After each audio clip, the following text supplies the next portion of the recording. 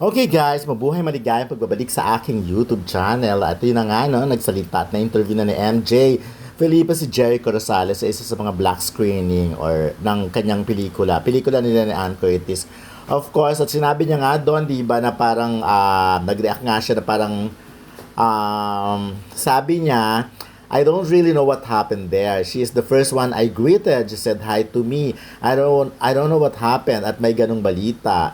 And then yun na nga, nag-text daw. I went to text her. I said, "Hi, Kim. What's happening? Why is this happening? I don't know, but are you okay?" I asked her, "Is there something that made you feel uncomfortable?" Or she replied to me and said, "Wala naman, all is well." So yun na nga, all is well. And she said, "Congrats sa movie. I have to check on her. I have no idea." So yun ang explanation ni Jericho, of course, dun sa sinasabing pangi-isnab. But the thing is, yung pangi-isnab, yung beso, ay parang latter part na lang yon. The first one talaga na napansin ng mga fans ay yung wala lang nasagot. Doon naman nag-start yun, di ba?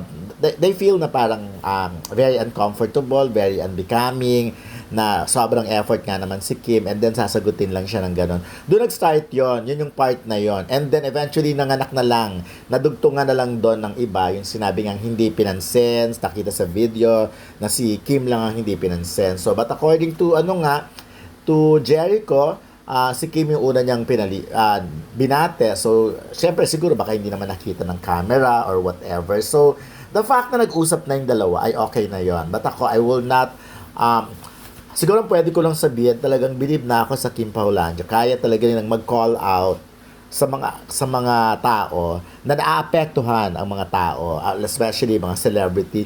Sabi nga ngayon, mahirap ng kalabanin daw ang Kim Pao because alam natin, nandyan yung libo-libo, milyones na fans na re-rest back talaga, nagagante at gagante na hindi sila papayag na maapi-api ang idol nila si Kim Chiu and Paolo Abilino. But anyways, sabi nga, may mga nagsasabi, the damage has been done. But for me, okay na yon na. Ako, ang advice ko na lang is, let's not all be hindi naman maganda na lagi tayong parang palaban, lagi tayong fighter.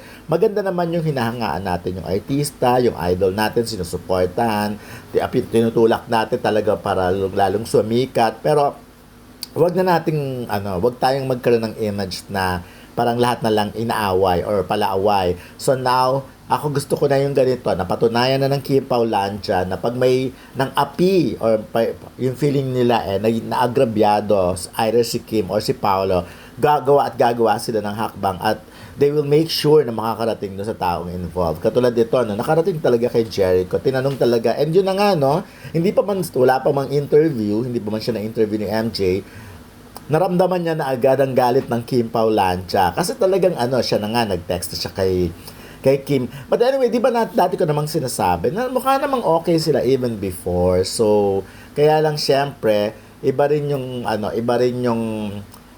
nakita. At saka again, ulitin ko lang, nag-start talaga yon dun sa wala lang. Feeling nila parang nakakabastos naman yung gano'n. Nagpo-promote as gano'n.